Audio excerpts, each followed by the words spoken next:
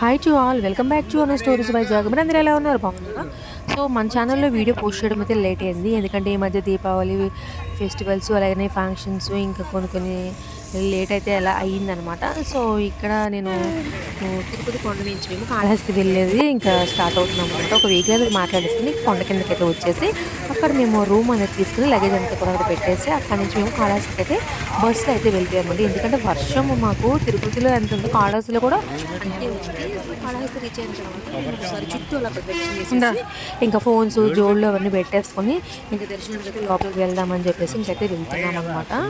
So ఇంకా కాళహస్తి వెళ్ళేసరికి ఇంకా ఆఫ్టర్నూన్ అయింది. ఇంకా లంచ్ కూడా యాక్చువల్గా ఫస్ట్ ప్రసాదం తీసుకుందాం అనుకున్నాం, కానీ ప్రసాదం అయితే చాలా లైన్స్ ఉన్నాయి. ఇంకా మాకు ఈవినింగ్ ట్రైన్ ఉంది విజయవాడకి, సో మిస్ అయిపోతాము, ఇంకా లేట్ అయిపోతుందని చెప్పేసి బయట హోటల్లో అక్కడ కొంచెం బాగుంది ఫుడ్ అయితే. అక్కడ మేము అందరం కూడా వెజ్ బిర్యానీ, కొంతమంది అయితే మీల్స్ అవి తిన్నాం అనమాట. ఇక్కడ తినేసి దర్శనానికి అయితే వెళ్ళాము.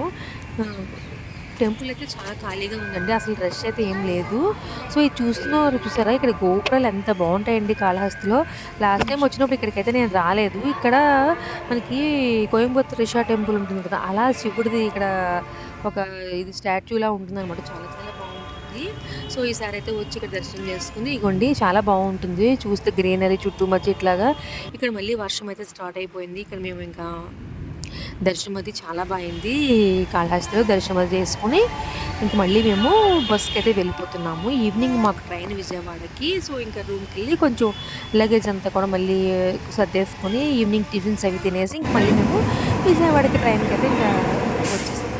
ఇంకా స్టేషన్ దగ్గరికి టిఫిన్స్ అన్నీ ఇంకా హోటల్లోనే చేసేసాము. సో ఇక్కడ మేము ఎర్లీ మార్నింగ్ అలాగే విజయవాడ అయితే రీచ్ అవుతాము. సో విజయవాడలో దిగి అక్కడ ఫ్రెష్ అయ్యి మళ్ళీ మేము టెంపుల్కి అది అమ్మవారిని దర్శించుకుని మళ్ళీ మాకు ఆఫ్టర్నూన్ వైజాగ్కి ట్రైన్ ఉందన్నమాట. సో కాకపోతే ఇక్కడ నేను ట్రైన్స్ సెపరేట్ వచ్చినాయి టికెట్స్, ఎందుకంటే నేను తర్వాత లాస్ట్లో నేను అన్ఎక్స్పెక్టెడ్గా అప్పటికప్పుడు చేయించుకున్నాను కాబట్టి మా వాళ్ళందరికీ ఒక దగ్గర వచ్చింది, నా ఒక్కదానికి ఒక దగ్గర వచ్చింది అనమాట. సో నా తత్కాలు. సో ఇంకా నేను ఫస్ట్ అయితే ఇంక ఇలాగా వచ్చేసాను.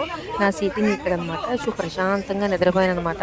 సో కొంచెం టైర్డ్ అయిపోయేది ఉన్నాం కదా, దర్శనాలకి 18 hours అది పట్టింది కదా, దానికి ఇలా ఎక్కిన తర్వాత నిద్ర పట్టేసింది.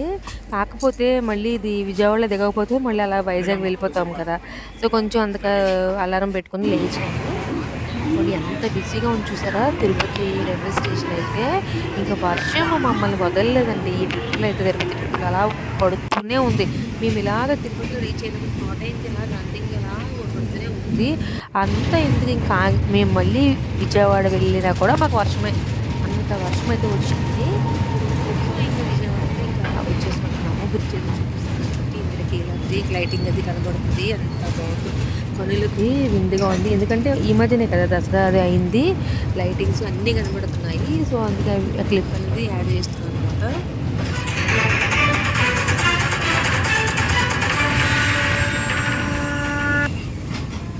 ఎప్పుడు కూడా మేము తిరుపతికి వెళ్ళిన తర్వాత విజయవాడ అనేది కంపల్సరీగా వెళ్తూ ఉంటాము. సో అమ్మవారి దర్శనం అయితే మంచిది కదా చేసుకుంటామని చెప్పేసి ఇంకా మేము విజయవాడ అయితే వచ్చేసాము.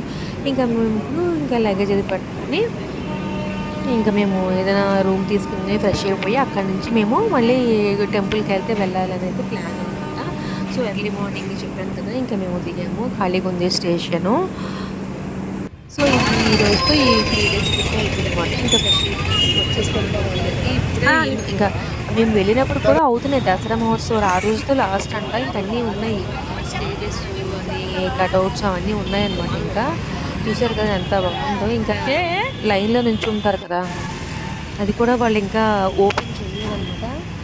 అంటే క్యూలో నుంచునేవి ఉంటాయి కదా, అవన్నీ ఇంకా ఓపెన్ చేయలేదు. మా అన్నయ్య వదిలి అందరూ గుళ్ళు చేయించేసుకున్నాము. ఇంకా ఆల్మోస్ట్ ఎవరు గుళ్ళు లేకుండా అయితే ఎవరు లేరు అన్నమాట, అందరూ గుళ్ళు చేయించేసుకున్నాము. ఇంకా పైకి అయితే మేము లిఫ్ట్లో వెళ్ళిపోయాము. యాక్చువల్గా ట్రాన్స్పోర్ట్ అయితే ఏమీ కారు కానీ 2 wheelers కానీ బస్సెస్ కానీ ఎలో లేదు, ఎందుకంటే